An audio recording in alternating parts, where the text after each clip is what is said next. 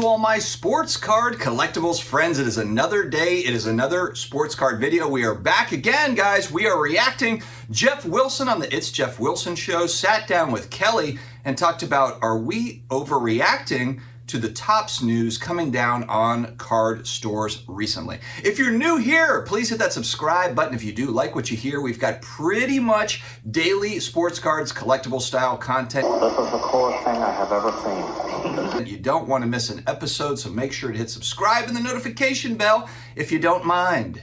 Also, big thanks to today's video sponsor, VeriSwap.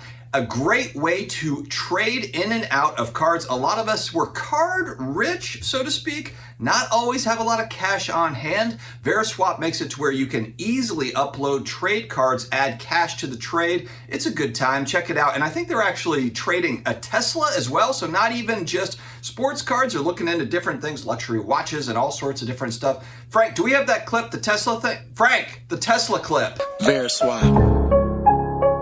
VeriSwap. Trading stress-free on the app or the desktop. Ship my slabs to VeriSwap. Don't leave them on my desktop. Slabs stay in motion. VeriSwap just a rest stop. Buckle up. Hobby to the moon. That's the next. All right, a lot of talk came down after Topps had released kind of their code of conduct.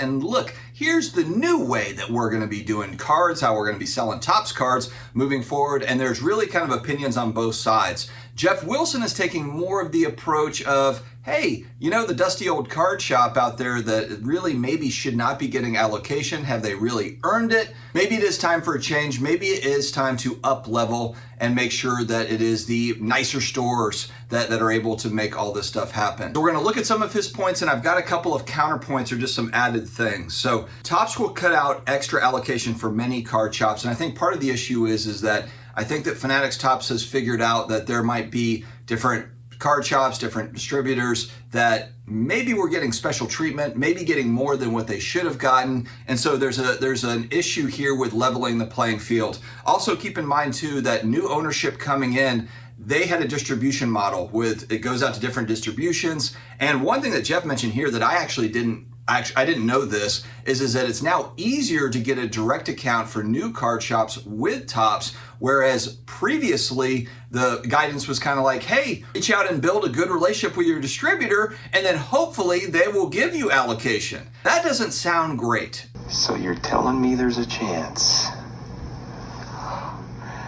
You know, so now Topps looking to get more control over their product and their brand and kind of figuring out where is stuff going. They are saying, hey, look, let's set up direct accounts. Why are we dealing with distributors? A little bit too much power. There's also speculation, and Geoff had talked about this in his show here as well, that over the last few years where product did get really expensive, distributors were kind of like releasing little bits here and there and taking advantage of the higher prices. So releasing at certain price points, as prices went up, they pushed it out in chunks and took advantage of that little supply game. It was kind of like this mirage. There's no supply. Oh wait, here comes more supply. So yes, on this front, everybody can be mad about Fanatics, Topps, big company, monopoly, this, that, or whatever, but I also like the idea of this. I like the sound of this where you can be a new card shop, you can set yourself up nicely, and you can get a direct account with Topps and prove yourself. There was also talk here about a point of sale system. I've heard this talked about as well. Sports Card Radio also mentioned this, I believe, in last week's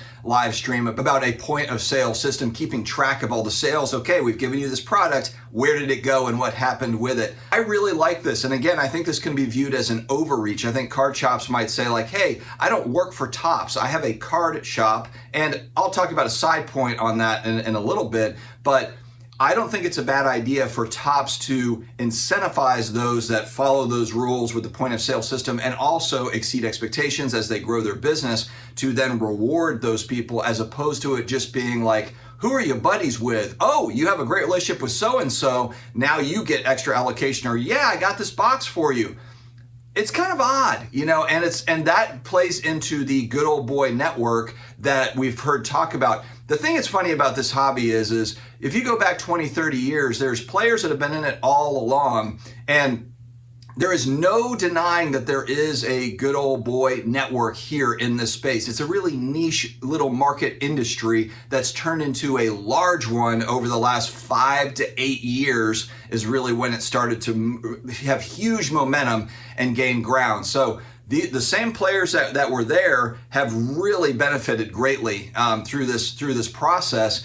But now you have big companies, and I know that Topps and Panini are not small companies, but now you have much larger companies that are coming in and taking a look at this space, figuring out how to elevate it to the next level. And so, yes, you are going to see, and look, you see it all the time. The people that work at these companies, they're moving around to different companies. It's a small world out there. It's a very small world. I think that it used to be to where, you just make friends with this person, that person, this person. If you're a well-connected individual, you can get special treatment. Now, I will say this though too, is just because Fanatics Topps is a huge company doesn't mean that there also isn't going to be special treatment on their end. And that's where I hope that there is not special treatment given out. I don't want the free boxes for buddies and the free hits, the big hits magically happen for buddies type thing. If you're going to play it this way, then you've got to be consistent. And what that means is you've got to have a system that is very easy for people to figure out, like, okay, if I hit these benchmarks, I'm going to be rewarded when it comes to new product. Whether you are a brand new hobby shop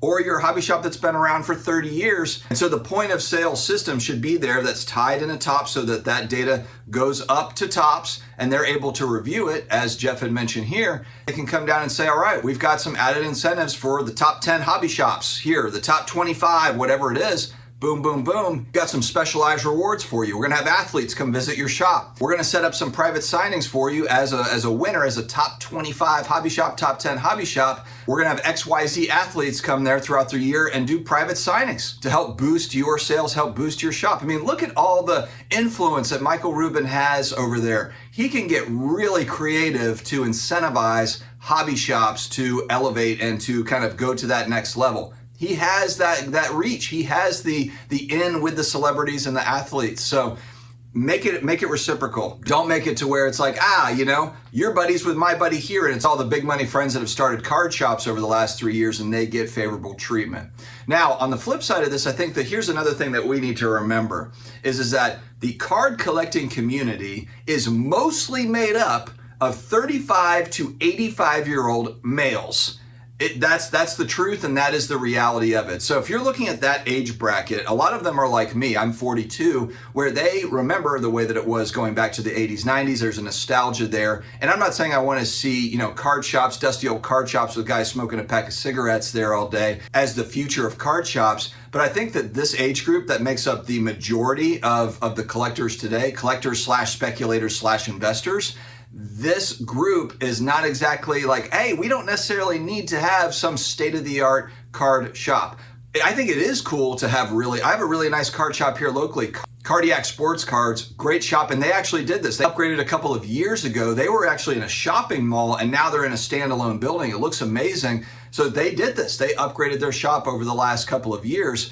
I don't necessarily need it to be a state-of-the-art, a Foot Locker style, card shop. But at the same time, I do understand kind of upgrading from where it was. And I think it's more about just making sure that it's not the good old boy network that's just getting favorable treatment. But the thing that can be worse than the good old boy network is the good new boy network or the new network or whatever it is. It can be the same group of people, Michael Rubin's friends, that get all sorts of favorable treatment. So you've got to just reward the stores that are really crushing it. I think that's the key to this. And lastly, the other point I'll make is I think that you can be a card shop that doesn't necessarily have to rely on that Topps new product, those hobby boxes and so forth.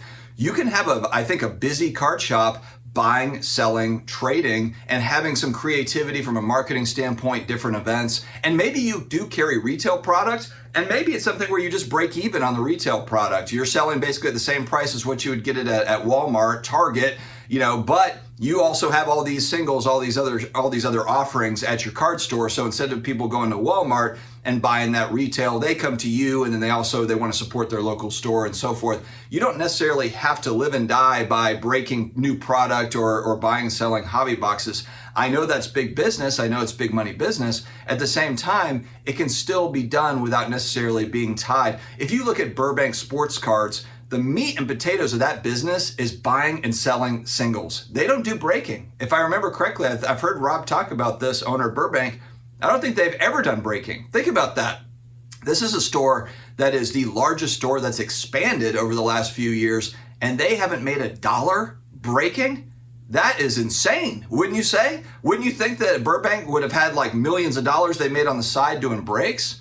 No. If I have that correct, I'm pretty sure, yes, they do get new product. They are selling boxes and things, but breaking is really where a lot of the money has been made. And so, you know, there is an opportunity there to just buy, sell singles, buy collections, resell them in the store, have it set up. You know, and the other part too is people like to go to their local card shop because it's inviting and there's community and the owners are cool and the people that work there are awesome. There's a camaraderie there. So you have to remember that too. People don't just work with a specific business based on, you know, price point for every last little thing. They also just enjoy going there and enjoy talking sports and then talking about hobby stuff. That is very underrated, I think. Business hasn't changed. Business is relationships. So regardless of all these other factors, your local relationships with other businesses, your B2B stuff, and then your B2C relationships are key. That is really what's going to drive it. So again, just to own a card shop, you don't necessarily have to, you know, jump on board and be a, you know, a tops person. You can still own a card shop in a creative way. All right, guys, I will put a link to the It's Geoff Wilson show so you can check it out yourself. It'll be in the video description. That's all I've got today. Stay healthy, stay awesome, and I will talk to you again later.